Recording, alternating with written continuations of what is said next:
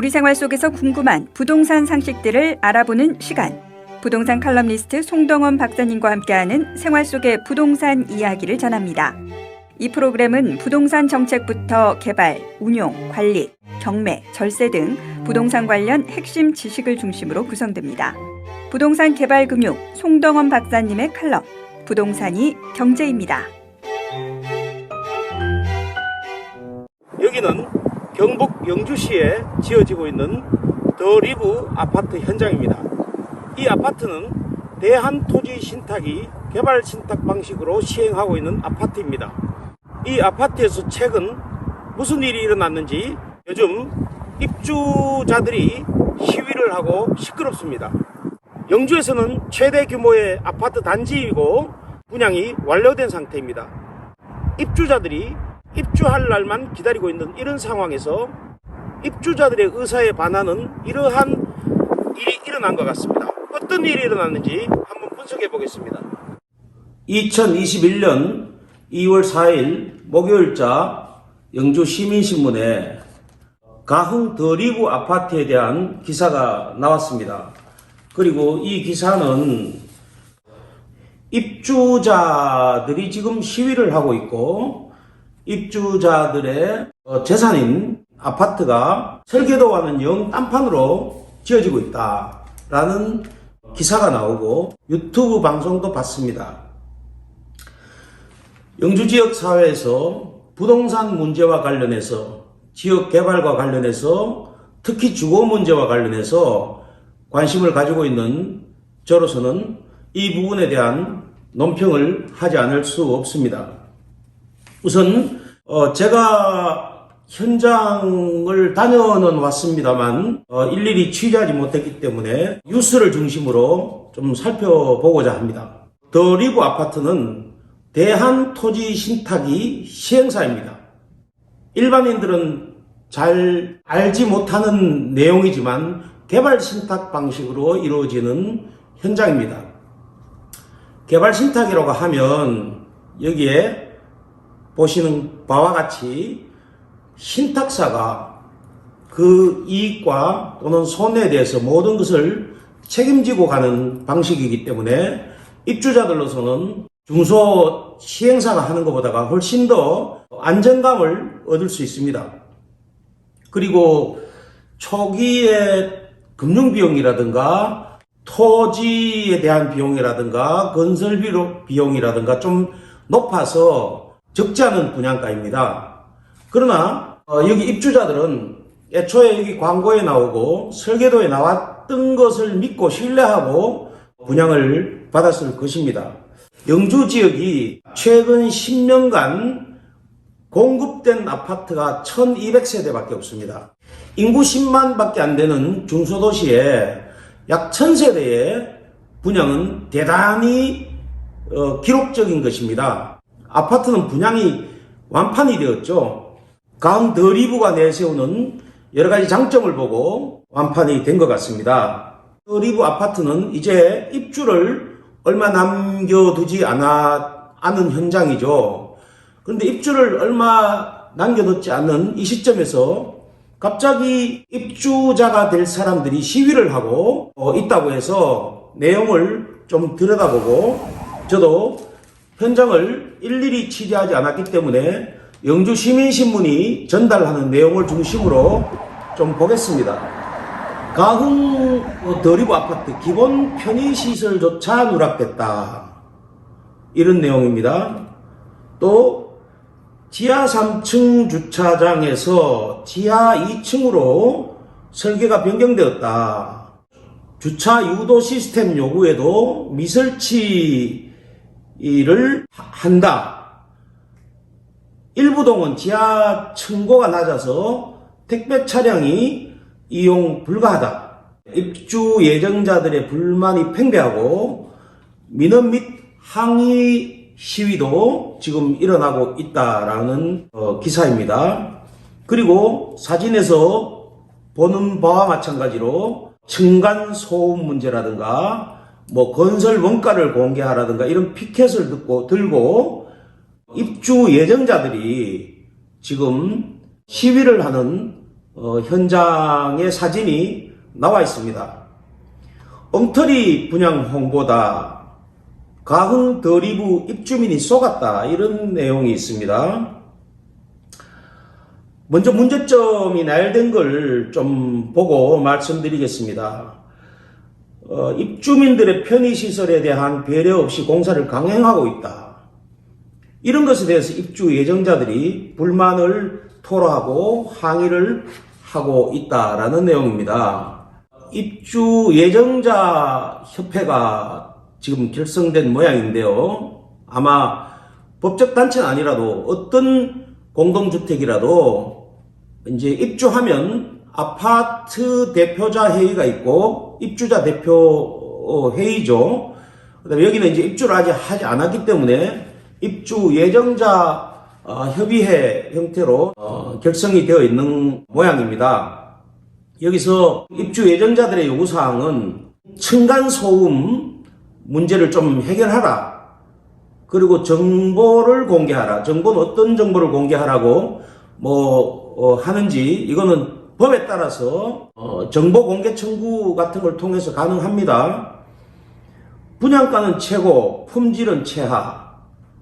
대한토지신탁은 협상 테이블로 나와라. 영주 1%급이 제품의 경쟁력은 어디 갔냐? 그리고 영주시는 누구 편이냐? 등의 피켓을 들고 시위를 하는 사진이 있습니다. 이테크 건설이 2017년 자체 브랜드인 더리브를 출시하며 지상에 차 없는 공원형 아파트, 지상에는 100% 차가 없이 하고 지상의 그 공간에는 중앙공원화해서 공원으로 만들겠다. 그 다음에 지하주차장을 설계하고 지하주차장만으로도 충분히 주차 문제를 해결할 수 있다라는 분양으로 100% 분양을 완공한 현장이라고 합니다. 지금 아파트 7개동, 오피스텔 1개동 해서 총 947가구로 이루어져 있습니다. 지상에 차가 없는 아이 키우기 좋은 공원형 아파트이며 보행자 중심은 안전한 동성이라고 광고되어 있으나 실상은 껍데기만 있는 아파트로 지어지고 임대 아파트에도 설치되어 있는 편의시설조차 설치되지 않고 있습니다. 라고 하는 게 입주 예정자 협의회 회원들의 말입니다. 그리고 지하 3층으로 설계되어 있던 지하 주차장이 2층으로 설계가 변경되었다, 이런 뜻인 것 같은데요. 3층에서 2층으로 변경됨으로써 입주 후에 주차 문제에 대한 대책 마련도 필요하다, 이런 이제 주장입니다. 그리고 지하 주차장이 층고가 낮아서 택배차가 원활하게 진입을 할 수가 없기 때문에 추후에 주민들의 불편이 가중될 것으로 보고 있다. 이런 문제 때문에 입주자 협의회는 지속적인 미팅과 협의를 거쳐서 층간소음 차음제를 경량 3등급 애초에 있는 것보다 상향해서 시공키로 합의를 했으나 공사 시에 그러한 중간 차음제 자료가 그 합의된 대로 오는지 이러한 도면 공개를 요구했으나 공개할 수 없다, 이러한 입장이어서 입주 예정자들이 걱정하고 있다, 이런 내용입니다. 입주 예정자들의 요구사항은 신축 단지에 적용되는 기본적인 편의시설들이 누락된 채 공사가 진행되고 있다는 것입니다.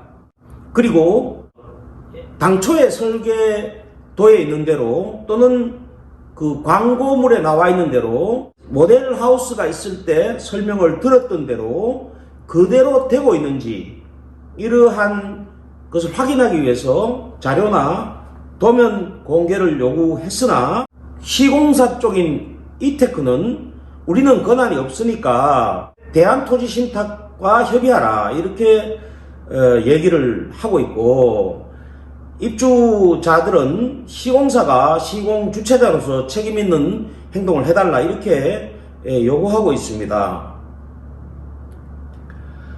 입주 예정자들은 모든 것이 애초에 설계부터 잘못되었다고 생각한다. 그동안 입주민들이 지속적으로 도면 공개를 요청해도 재산상의 비밀이란 이유로 공개하지 않았다. 이게 좀 잘못됐죠. 대토시는 입주민의 70%로 위임장을 수령한 협의회에 협상을 하지 않고 있다. 건설 현장에서 관례처럼 진행되는 시공시행사 입주 예정자 관계조차 인정하지 않고 있다. 이런 측면에서 영주시는 어떤 입장이냐? 영주시는 시공사와 시행사에게 시민의 입장을 듣지 않은 것 같아서 씁쓸하다. 현재 예비 입주민들이 단합된 모습으로 민원을 진행 중에 있다.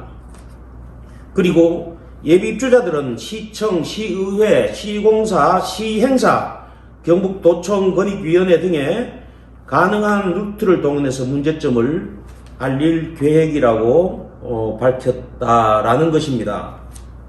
자, 여기서 지금 입주 예정자들이 이렇게 피켓을 들고 시위를 하게 된 원인이 여기에 적나라하게 나와 있습니다.